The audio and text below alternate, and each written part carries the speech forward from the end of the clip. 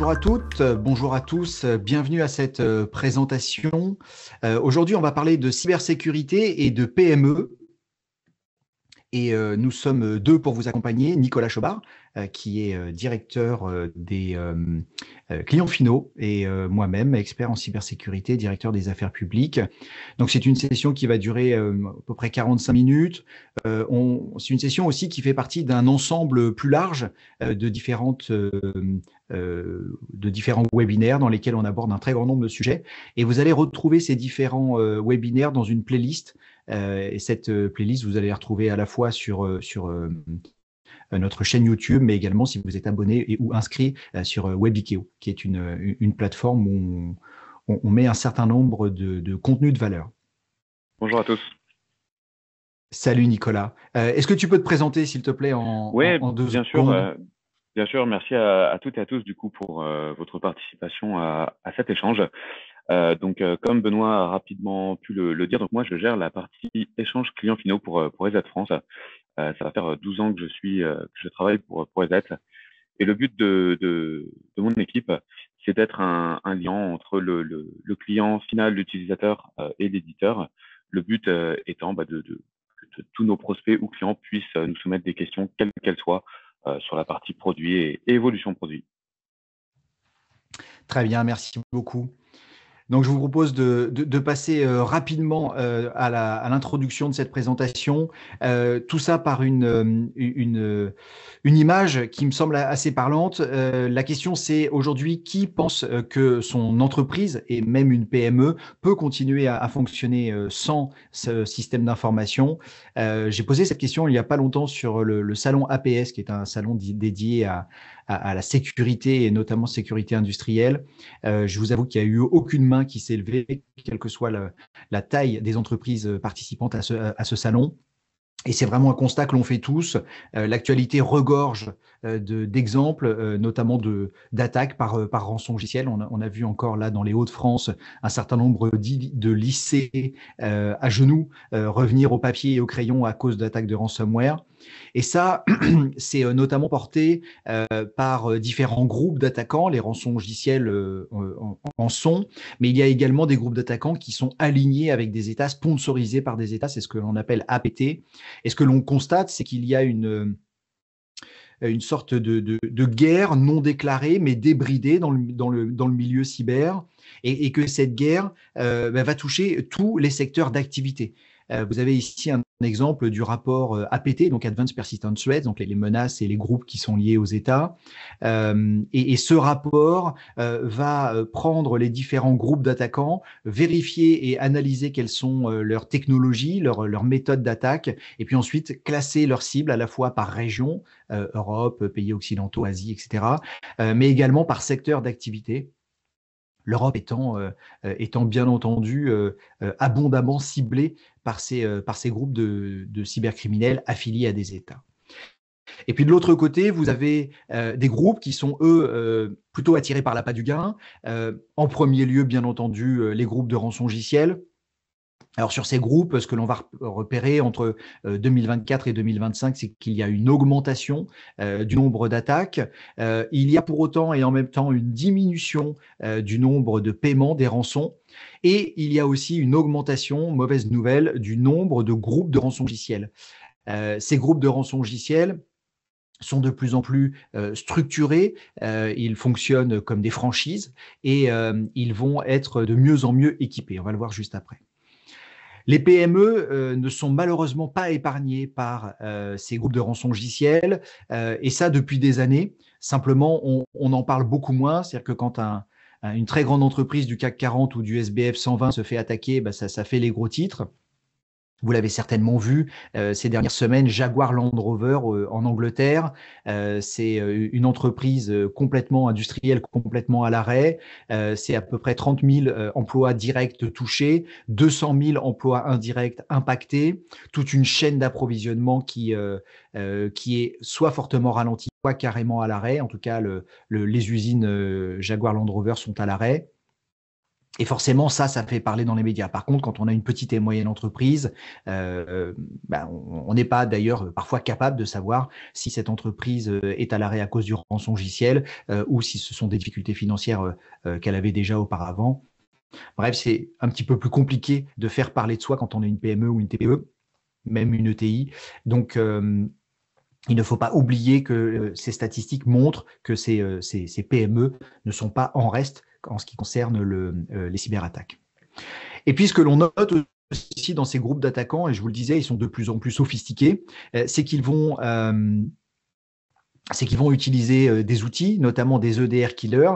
Alors ça, c'est à la fois une bonne nouvelle et une mauvaise nouvelle. La bonne nouvelle, c'est qu'on voit que l'EDR fait son travail, que c'est plus compliqué pour les cybercriminels de pénétrer et de rester de manière furtive dans les réseaux qu'ils infectent. Mais la mauvaise nouvelle, c'est qu'ils déploient des logiciels qui permettent d'attaquer ces différentes solutions. Alors bien entendu, c'est quelque chose que l'on connaît depuis des années. C'est pas nouveau que les cybercriminels tentent de désactiver les solutions de sécurité. Nous avons depuis le début de la création de nos solutions, des couches technologiques qui vont nous permettre de nous protéger contre la désactivation, contre même la prise de contrôle de nos solutions. Et c'est quelque chose que l'on maîtrise depuis un bon moment.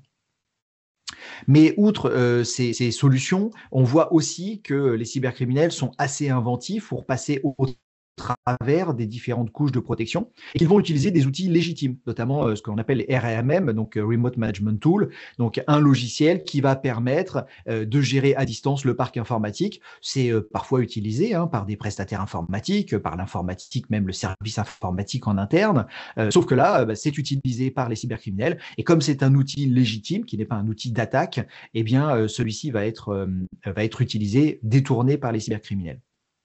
Alors, on a la possibilité, encore une fois, dans nos solutions, de cocher la case potentially unwanted application, donc les applications qui sont potentiellement indésirables. Et en cochant cette case, ce type d'outil va être repéré et bloqué, sauf bien entendu celui que le service informatique ou le prestataire informatique pourra mettre en liste blanche, et uniquement celui-ci. Bon, il faudra quand même regarder quel est son usage, mais on va déjà limiter le nombre d'outils potentiellement indésirables sur son parc informatique. Et puis de l'autre côté, on a aussi un comportement qui est différent.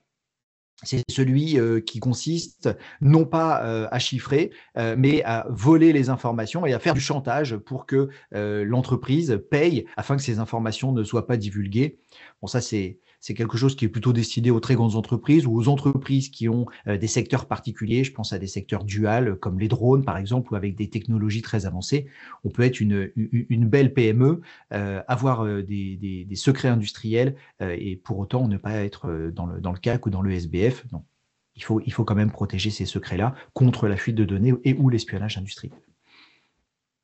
Il se trouve que l'Europe a pris conscience qu'il y avait un problème quant aux attaques qui nous ciblent. Et pour cela, elle a mis à jour sa directive NIS 1 en version 2, NIS 2.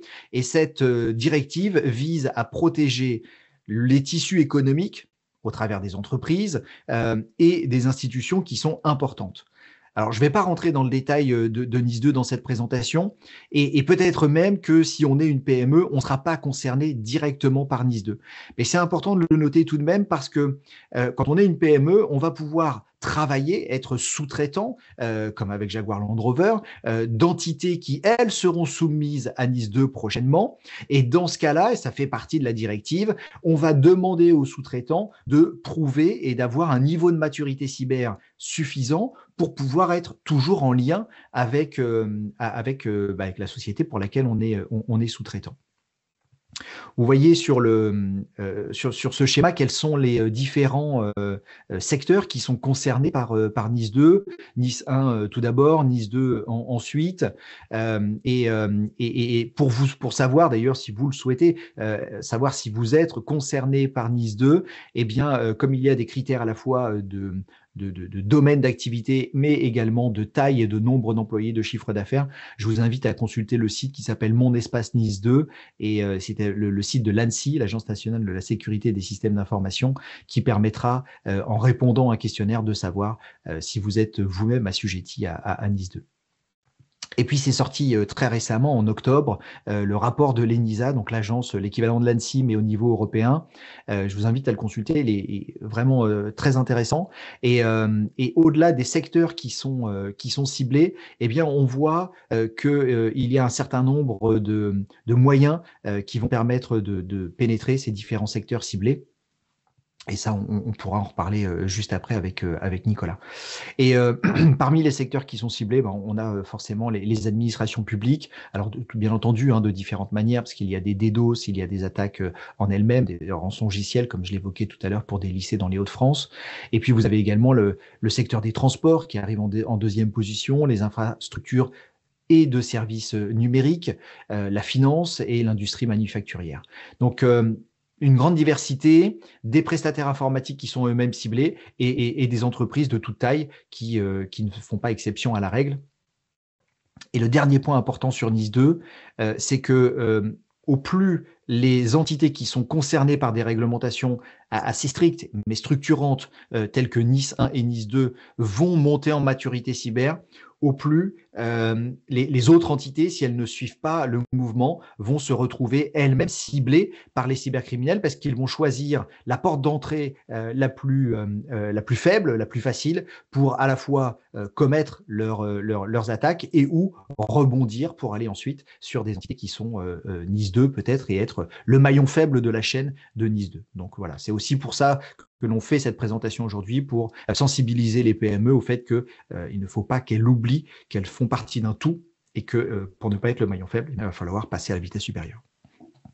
Dans NIS 2, il y a 7 domaines de compétences.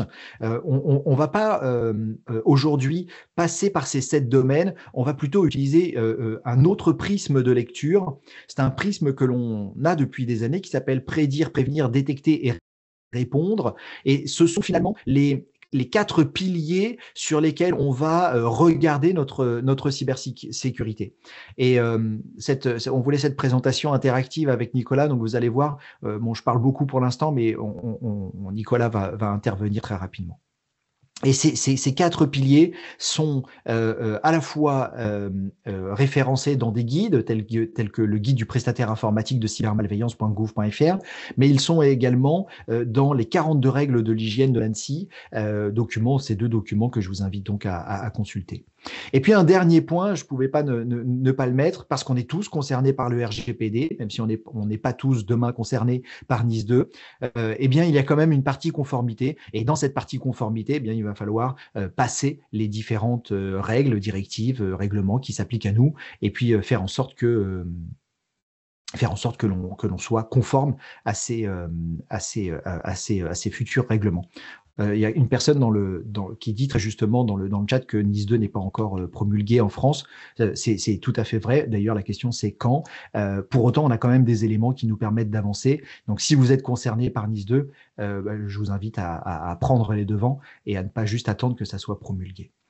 Et puis, quand on regarde donc ces différents piliers, prédire, c'est anticiper, c'est se préparer. Et se préparer, ça veut dire plusieurs éléments. Ça veut dire notamment de définir où, quand, comment, qui va prendre en charge la cybersécurité de celles qui nous concernent. Ça veut dire établir des rôles, établir des responsabilités, mettre en place des processus, notamment de décision, hein, des comités, des politiques, des procédures. Ça veut dire aussi s'entraîner, savoir qui va faire quoi au moment où on a une attaque. Est-ce qu'on coupe les serveurs? Est-ce qu'on coupe pas les serveurs? Est-ce que la production peut continuer? Comment on fonctionne en mode dégradé? Et puis, un des points peut-être les plus importants, eh bien, c'est allouer des budgets. Vraiment que la direction prenne conscience que la cybersécurité, c'est pas juste un antivirus, un firewall, et puis des ordinateurs sur lesquels on a une authentification biométrique pour déverrouiller les sessions.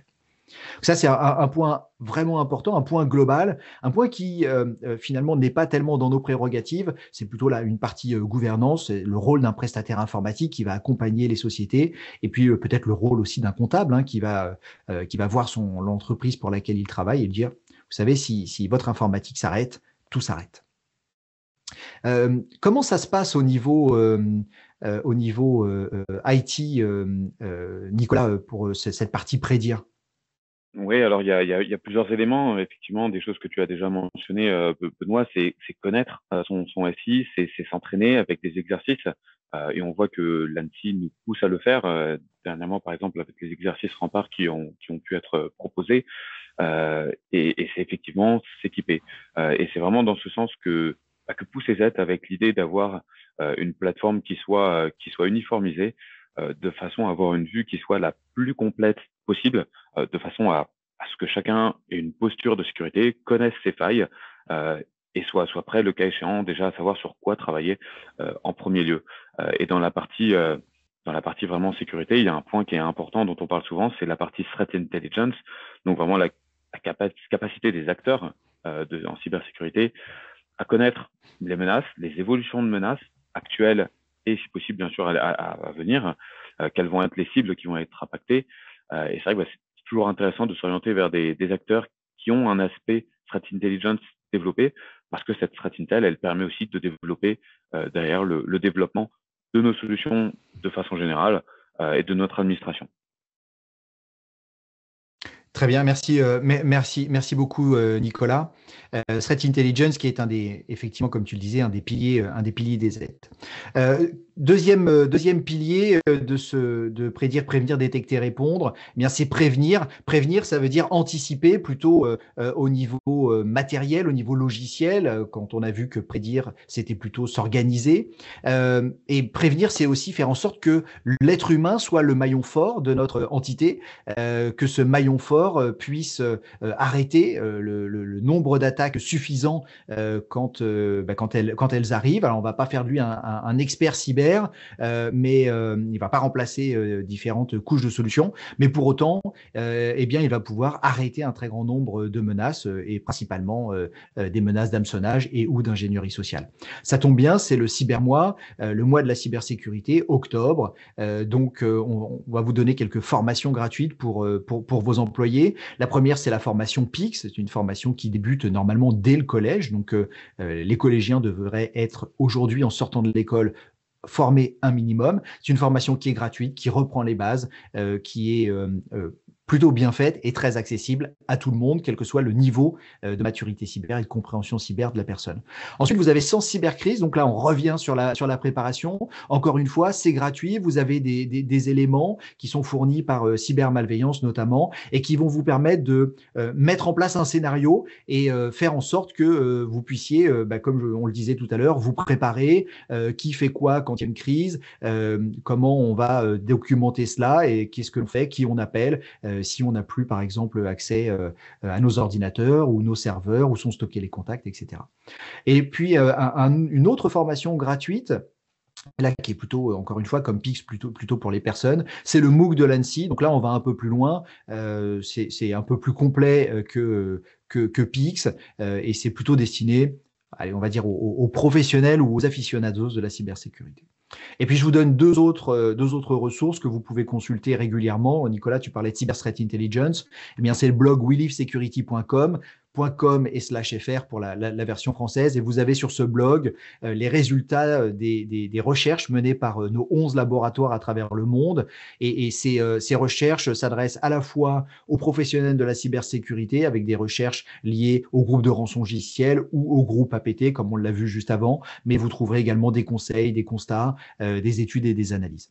Et puis le site d'Uclusive, qui est une association, loi 1901, reconnue d'utilité publique, sur laquelle vous trouverez un grand nombre d'autres documents très complets qui sont le fruit de groupes de travail. Nicolas, je te Ensuite, passe la main. ouais, tout à fait. Un point pour nous qui est crucial, c'est la partie administration, parce que c'est de là que tout part. Et la première chose, c'est d'avoir une visibilité complète sur ces assets, sur les alertes. Et c'est cette visibilité, cette connaissance de ce qui se passe, qui va permettre derrière de prendre les bonnes décisions et d'orienter les actions. Et donc, Ethernet Protect, c'est le nom de notre interface principale, celle qui va concentrer l'ensemble des rapports, l'ensemble des notifications notamment. Et cela permettra aux administrateurs des solutions d'avoir un maximum d'informations. D'ailleurs, nos équipes sécurité travaillent aussi sur les interfaces de nos clients, parce qu'elles vont permettre d'avoir justement une concentration d'informations et une corrélation de ces informations ce qui va créer des incidents quand il y a ce besoin, pour justement aller derrière faire les bonnes actions correctives. Donc l'idée, c'est vraiment de concentrer toutes les informations nécessaires en un point central. Et d'ailleurs, tant sur la partie IT que sécurité, puisqu'on a aussi des inventaires complets, matériels et logiciels, et ce qui nous fait une transition avec la partie gestion justement de toutes les parties, de tout ce qui va être OS et applicatif en termes de versionning et de besoins de correction. Donc sur cette partie gestion des vulnérabilités et patch management, la solution que nous proposons actuelle permet une remontée complète de l'ensemble des CVE avec le scoring qui va y être un scoring qui va y être alloué, et surtout derrière une possibilité de faire du patch, donc d'appliquer des correctifs et de la mise à jour applicative de façon autonome et enfin complètement automatisée, surtout pour l'outil. L'idée étant de tendre vers toujours un maximum de sécurité, de réduire la surface d'attaque en étant sur des OS et des applications qui soient patchées le plus possible. Et l'idée donc, au travers de cela, c'est qu'on va pouvoir faire gagner aussi du temps aux administrateurs des différentes solutions en automatisant un maximum de mises à jour. Bien sûr, il y a des possibilités de toujours faire du whitelist, notamment sur tout ce qui sera application plus critique sur lesquelles vous voudriez garder la main, notamment aussi tout ce qui va être gestion sur du serveur. Mais l'idée, encore une fois, de réduire la surface d'attaque et d'avoir un gain de temps pour nos clients. Merci Nicolas. On passe au prochain point qui est détecter. Alors détecter, on rentre dans notre cœur de métier. Ça fait maintenant plus de 30 ans que l'on détecte et que l'on répond aux menaces. Bien entendu, on va répondre à un certain nombre de menaces, entre guillemets, traditionnelles, mais qui évoluent grandement, notamment augmentées par l'intelligence artificielle. Alors on a des fichiers malveillants, on a du spam. Ça, c'est quelque chose d'assez traditionnel. Ce que l'on voit notamment, c'est que les attaques évoluent. Alors, elles évoluent grâce à l'intelligence artificielle, mais elles évoluent aussi parce que nos sociétés, nos entreprises se sont quand même protégées et ont fait des efforts pour augmenter leur maturité cyber.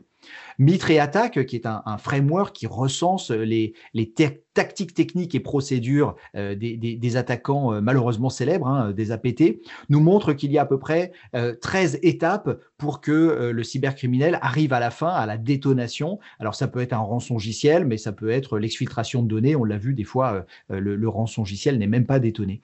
Et donc, pour parvenir à cette fin, eh bien, les cybercriminels vont devoir enchaîner de manière successive et réussie ces fameuses 13 étapes. Donc, on ne va pas rentrer dans l'intégralité de ces différentes étapes. Notons juste que ça peut être assez compliqué, qu'ils vont pour cela utiliser, bien entendu, parfois des fichiers malveillants, mais qu'ils vont aussi pouvoir utiliser des logiciels légitimes comme ceux qu'on a vus juste avant, les RMM, les fameux RMM, qu'ils vont pouvoir utiliser des attaques dites sans fichier. Donc là, il va falloir analyser la mémoire. Et ils vont pouvoir aussi utiliser des logiciels légitimes mais vulnérables. Donc, dans ce cas-là, le logiciel va être installé et il va être exploité pour aller, par exemple, récupérer des droits d'admin, etc. Ou alors, ils vont télécharger sur la machine des DLL vulnérables et ces DLL vont ensuite être utilisés pour pouvoir, encore une fois, continuer leur avancée dans le système d'information. Petit détour par l'intelligence artificielle, on ne pouvait pas passer cette étape parce qu'aujourd'hui, elle fait le buzz, mais ce que vous devez savoir, c'est que depuis 1997, nous utilisons l'intelligence artificielle dans nos solutions et au-delà de ça, dans nos infrastructures.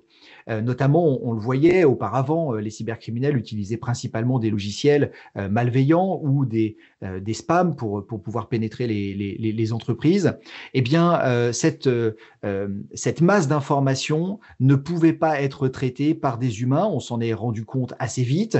Et donc, on a utilisé au fur et à mesure de la mise à disposition à la fois des algorithmes, de la puissance de calcul et de recherche et de l'avancée scientifique, différentes étapes je le disais, depuis 1997 de l'intelligence artificielle. Donc les réseaux de neurones, le deep learning, et tout ça a évolué au fur et à mesure et a été adapté en fonction des différentes attaques menées par les cybercriminels, donc action, réaction et parfois même anticipation, parce que avec ce que l'on appelle l'analyse ADN qui est au sein de nos solutions, eh bien, on était capable de détecter des nouvelles menaces et d'anticiper des variantes de fichiers sans les coder, mais juste en les prédisant. Et ça fonctionne assez simplement sur à la fois le poste de travail et dans le cloud. Et c'est surtout rendu possible par les nouvelles technologies. On a ici un partenariat avec Intel qui est assez fort et où on va travailler avec la mise à disposition.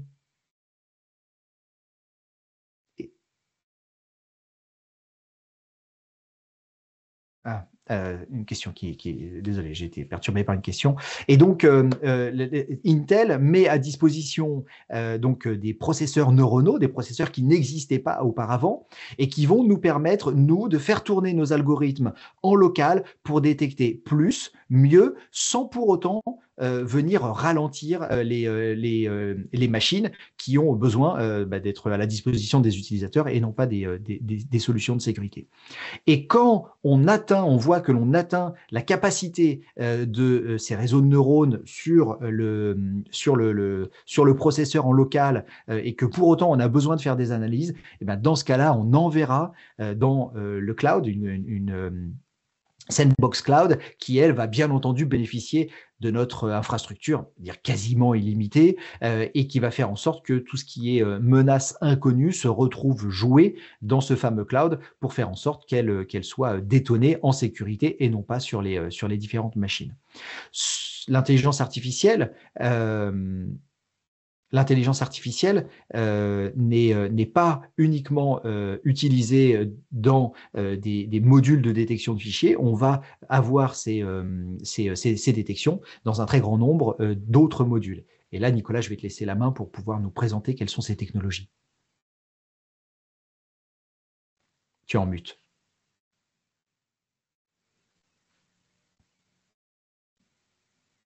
Oui, tout à fait. Merci Benoît pour la passe. J'en profite pour vous dire, n'hésitez pas à lister vos différentes questions et nous y répondrons plutôt en fin de présentation. Nous garderons un temps pour cela. Donc n'hésitez pas à nous déposer au fil de l'eau et nous reviendrons bien sûr dessus. Donc comme l'a dit Benoît, il y a deux choses à retenir. C'est que juste avant, quand il évoquait l'IA, nos solutions évoluent depuis des années pour se structurer autour de ce que l'on appelle aujourd'hui, c'est un terme marketing de plus, un EPP, Endpoint Protection Platform.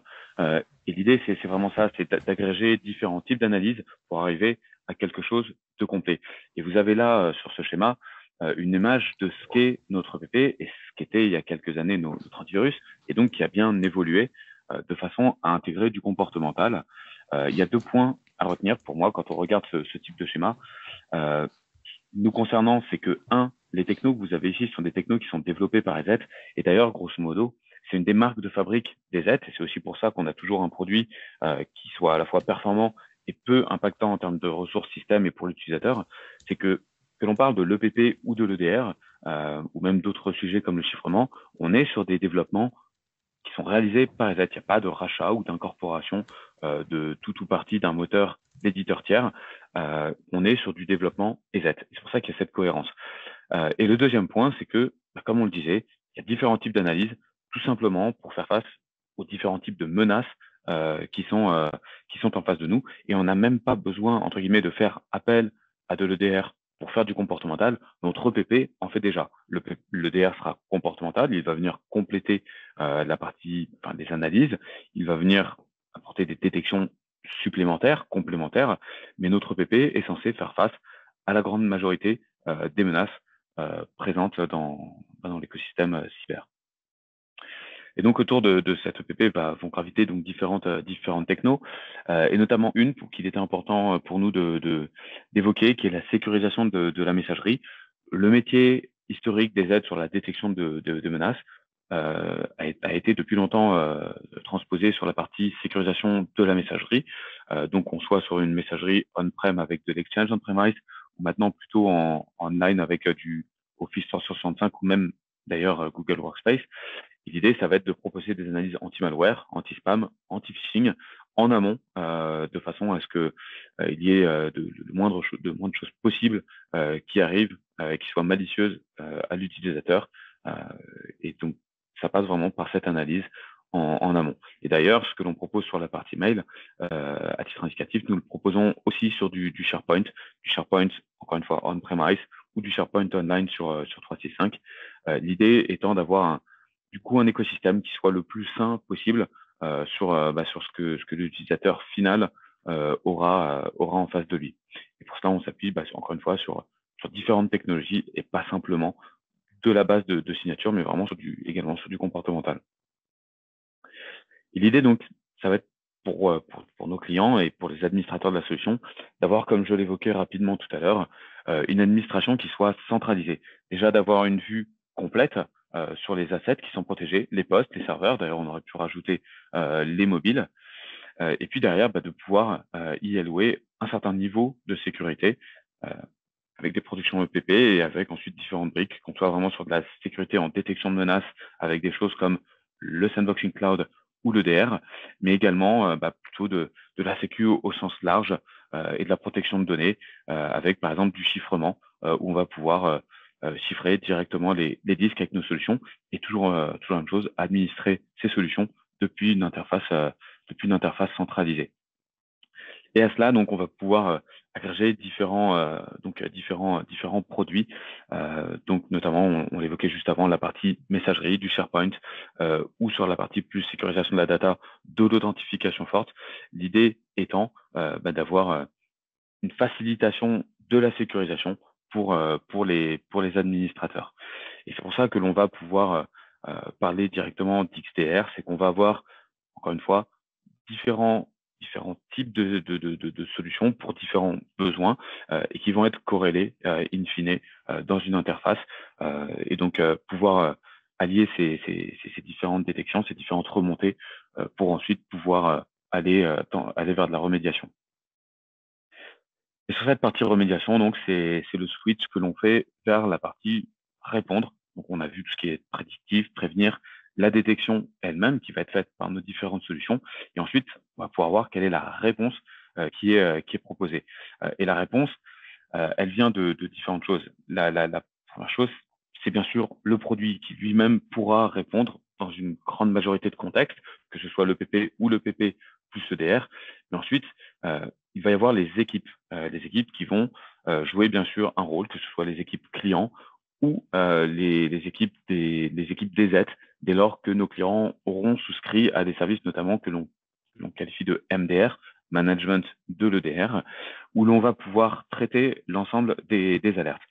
Alors, nous avons deux niveaux de MDR proposés chez Z, et notamment un premier niveau de MDR qui va être donc plutôt conçu pour les PME, avec un traitement qui va être globalement automatisé en termes d'analyse. Donc l'idée, ça va être d'analyser les incidents qui seront générés par nos interfaces, par nos outils, et de les remonter au niveau de nos outils SIEM et SOAR au niveau du siège en Slovaquie. Ces analyses, elles sont ensuite, une fois qu'elles ont été ingérées et que notre IA aura fait un premier travail, il y aura toujours un travail de vérification qui sera délivré par nos experts.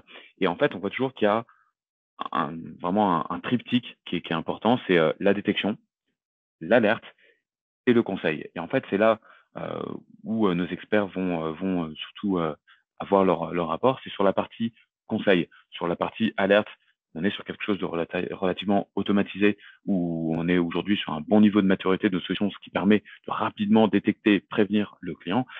Et la partie conseil, c'est plutôt une partie où il y a toujours un travail relativement nécessaire de nos experts.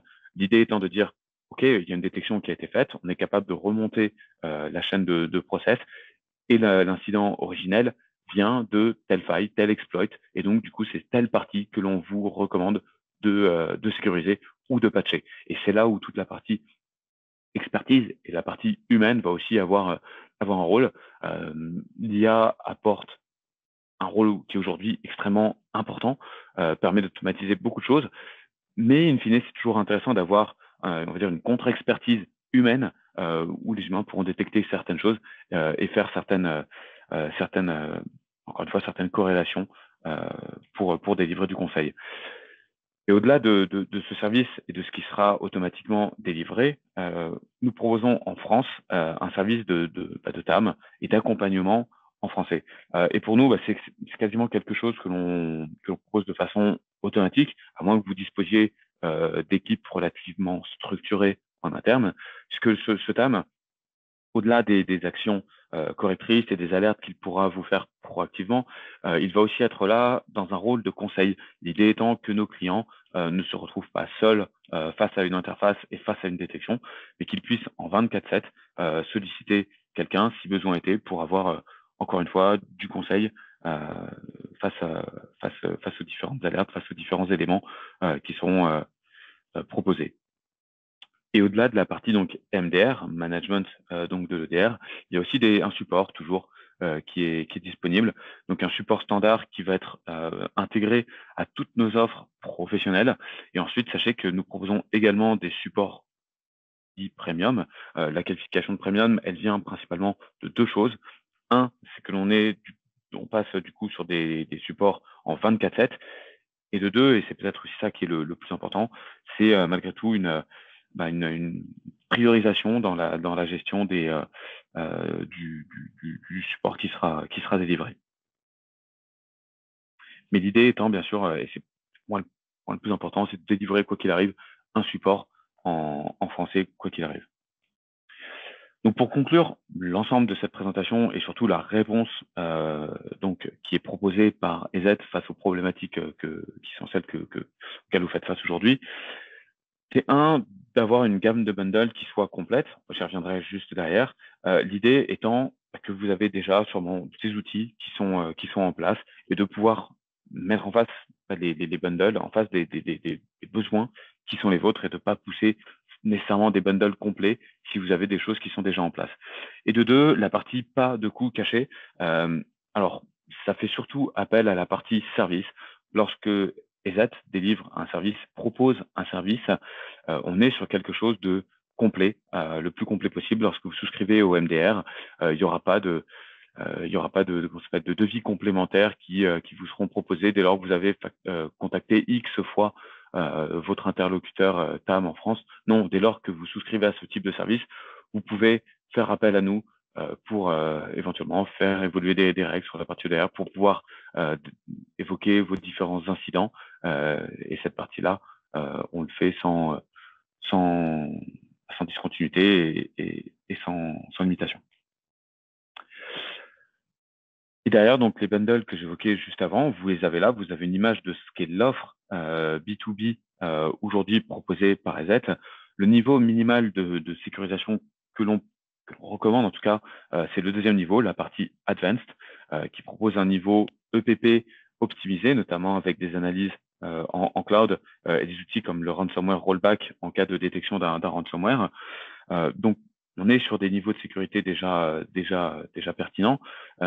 Et l'idée, c'est d'aller, si vous n'avez pas encore de briques de sécurité équivalentes, va forcément vous recommander, pour réduire la surface d'attaque, d'aller sur des bundles complets. Donc, ça va être peut-être sur des briques EPP, EDR, et de sécuriser votre messagerie. C'est pour nous des must-have, quoi qu'il arrive. En termes d'offres, l'idée, donc, c'est d'allier à la fois la partie solution et la partie service. Et comme je le disais, vraiment, s'il y a un message duquel il faut partir de cette présentation, c'est vraiment d'aller chercher des éditeurs, et c'est ce qu'EZ propose aujourd'hui, qui propose une plateforme dans laquelle l'ensemble des outils va remonter pour avoir quelque chose de cohérent et surtout de ne pas avoir un côté technologie empilée. C'est le cas chez certains concurrents qui vont pour aller vers un niveau de sécurité complet, empiler différentes technos, multiplier éventuellement même les éditeurs qui sont derrière pour arriver à quelque chose de cohérent. L'idée des Z, et c'est vraiment le postulat des Z, c'est de dire que sur les développements, on prend le temps qu'il faut, mais par contre, quand on sort quelque chose, on est dans l'idée d'avoir quelque chose de cohérent avec ce qui a déjà été proposé, cohérent avec l'existant, et d'aller vers un environnement qui soit, en termes de sécurité, complètement unifié. Et donc, cette partie-là, on y arrive grâce à, encore une fois, l'expérience qu'a EZ. Benoît le transposait ça tout à l'heure avec l'expérience que l'on a et le développement qu'on a eu sur la partie produit, notamment sur l'IA. Mais cette expérience, on l'a en fait sur l'ensemble de notre activité, sur la partie EPP, sur la détection de menaces, sur nos équipes de Strat Intel. Et c'est ce qui nous permet, encore une fois, de faire évoluer nos outils pour qu'ils correspondent aux besoins actuels. Et je conclurai vraiment sur 2-3 slides sur qui est Z pour ceux qui ne nous connaîtraient pas encore. EZ est une entité donc slovaque et donc une entité de l'Union européenne, ce qui va dans le sens des préconisations que peut faire aujourd'hui l'ANSSI, d'aller chercher une certaine forme de gouvernance avec des solutions européennes. Et donc, cette capacité, et qui plus est, une proximité, comme je le disais, avec des services, des supports, des services de MDR qui sont délivrés en français. Et l'autre point important, d'ailleurs, c'est que l'entité reste détenue par ses fondateurs. Et c'est un point aussi extrêmement différenciant par rapport à nombre de concurrents aujourd'hui. Sur la partie récompense qu'EZ a pu décrocher de tout temps, il y a vraiment une chose que je vous invite à vérifier, parce que ça sont des choses que vous pouvez trouver assez facilement en ligne. C'est quelle est la pérennité de l'éditeur. Et de notre côté, nous n'avons pas à rougir puisque EZ se soumet en permanence à des tests de détection. Et c'est vraiment ça qu'il faut regarder pour nous. C'est vraiment les tests de détection, la capacité des éditeurs à avoir un très bon niveau de détection avec peu de faux positifs et un faible impact sur l'activité utilisateur. Et on voit aujourd'hui qu'il y a pas mal de concurrents qui, des fois, vont performer sur un test de telle période. Par contre, ne vont pas se soumettre à des tests pendant X mois, voire années, parce qu'ils savent que éventuellement leur moteur n'est plus pertinent pour telle ou telle détection. Et de notre côté, et c'est vraiment quelque chose qui se vérifie. EZ se soumet à des tests comme AV comparative, vraiment sans discontinuer. Et c'est ça qui est important, c'est le côté pérennité dans la détection. C'est vraiment ce qui est à vérifier. Et l'autre point qui est pour nous est hyper important à vérifier, c'est tout ce qui est retour d'expérience. Et pour ça, souvent on parle du Gartner, et ça c'est extrêmement important. Ce que je vous invite à aller checker, à aller vérifier, c'est la partie Gartner Peer Insight. Et ça se retrouve assez facilement hein, si vous tapez Gartner Peer Insight EZ. EZ fait partie des leaders dans les recommandations faites par les utilisateurs. Il y a bien deux choses qui sont proposées par Gartner. Il y a leur Magic Quadrant où on est plus sur de l'analyse de marché. C'est bien ça qu'il faut voir, de l'analyse du marché qui va s'appuyer sur des éléments comme est-ce que l'éditeur a beaucoup de clients en cloud, ce genre de choses. Mais ce qui pour nous est encore plus important, c'est le Gartner Peer Insight qui lui se base sur des retours clients et notamment du coup sur le côté opérationnel. Est-ce que la solution répond à mes besoins? Quel est l'impact de la solution? Et ça, pour nous, c'est au final plus important. Et en termes donc de retour retour client, nous avons une page. Si vous tapez assez simplement hein, sur votre navigateur EZ témoignages, vous trouverez notre page avec des retours clients sur différentes industries. Et nous proposions ici deux rétex qui sont publics, le retour d'expérience de la gendarmerie nationale, chez qui nous protégeons environ 100 000 machines avec la particularité qu'ils sont en grande majorité en Linux, à quasiment 80%, je dirais environ. Et la BSPP, la Brigade des sapeurs-pompiers de Paris, qui utilise nos solutions depuis maintenant 3 ou 4 ans, à la fois sur la partie EPP-EDR et sur les services de MDR. Donc, ce sont deux rétex qui sont intéressants. Et pour nous, qui sont gages de confiance et de qualité, puisque ce sont deux services qui ne peuvent en aucun cas se permettre d'avoir des infras qui tombent, d'avoir des trous en termes de sécurité. Et pour nous, on peut difficilement faire mieux en termes de retour client et de confiance. Voilà pour cette conclusion. Encore une fois, nous vous remercions, Benoît et moi, de vous être inscrits et d'avoir suivi cette présentation. Comme toute présentation, comme tout webinaire, l'idée est de vous donner une vue et un aperçu général de quelles sont les problématiques que l'on couvre, quelles sont les solutions proposées par EZ, mais malgré tout, dans notre esprit, cela reste une introduction générale sur ce que sont nos solutions. Et ce que nous vous invitons à faire globalement, c'est d'aller chercher contact de notre côté, EZ France, pour avoir éventuellement des échanges et des présentations qui vous soient dédiées, qui soient dédiées à vos cas spécifiques, à vos problématiques spécifiques, de façon à ce que nous vous apportions des réponses qui soient le plus personnalisées et du coup cohérentes possible.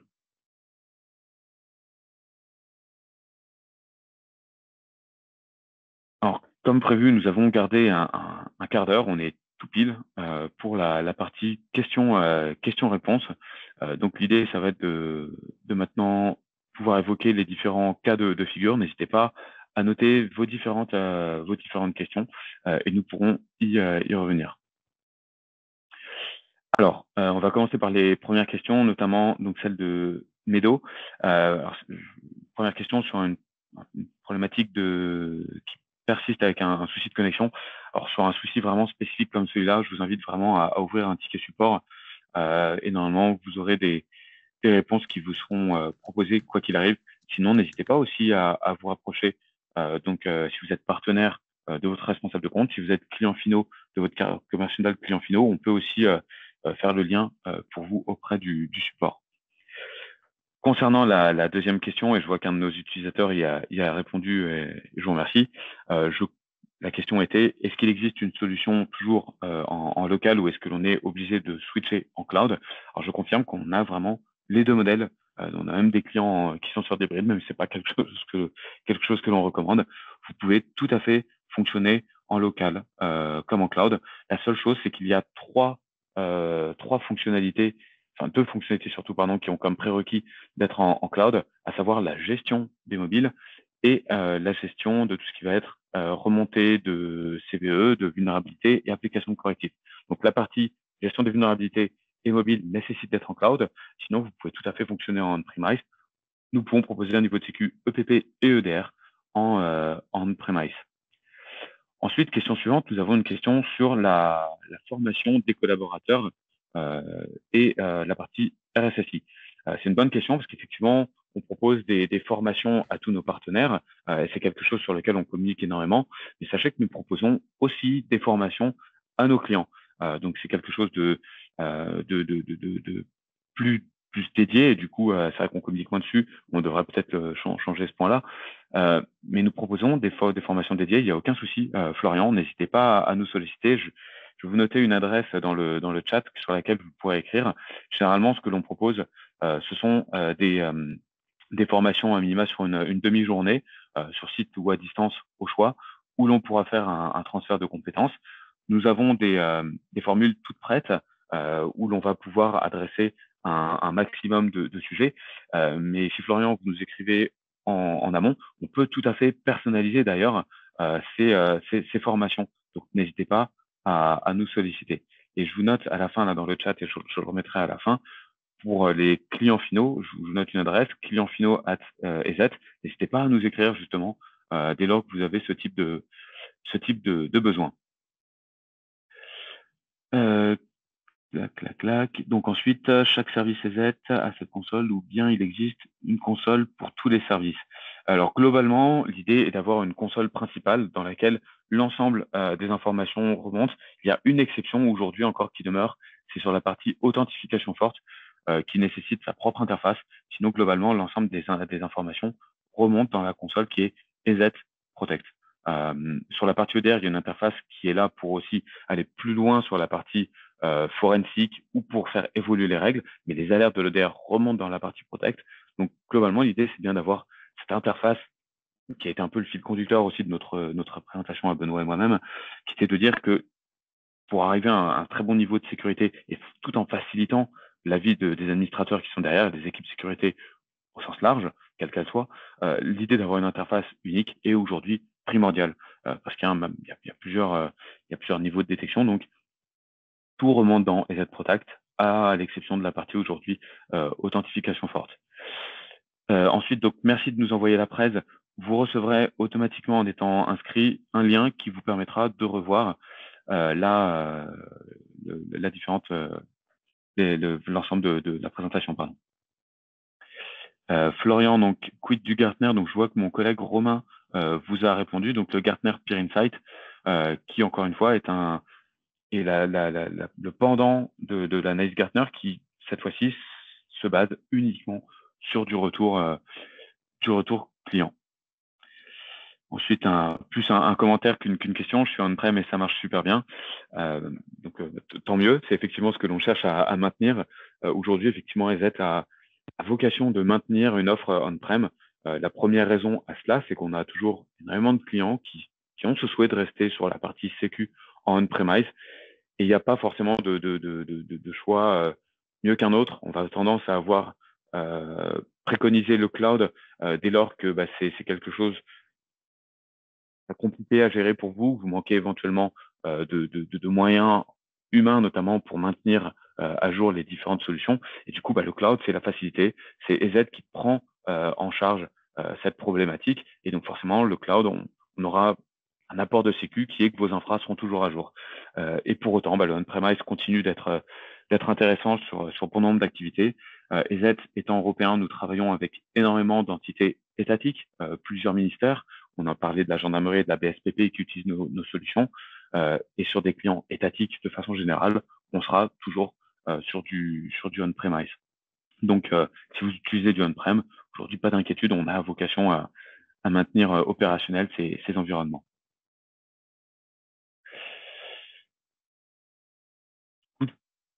Pour moi, nous avons répondu à la plupart des questions. N'hésitez pas, s'il y en a d'autres, il nous reste un petit peu de temps. N'hésitez pas à noter vos questions. Et sinon, comme je l'ai dit un peu plus tôt, n'hésitez pas à nous solliciter pour avoir des échanges qui vous soient dédiés, des échanges particuliers. Et encore une fois, ce qui nous permettra d'aller sur des problématiques qui vous tiennent particulièrement à cœur. Je remets l'adresse. Si vous étiez client finaux, n'hésitez pas, utilisateur final, à utiliser l'adresse que je renseigne ici.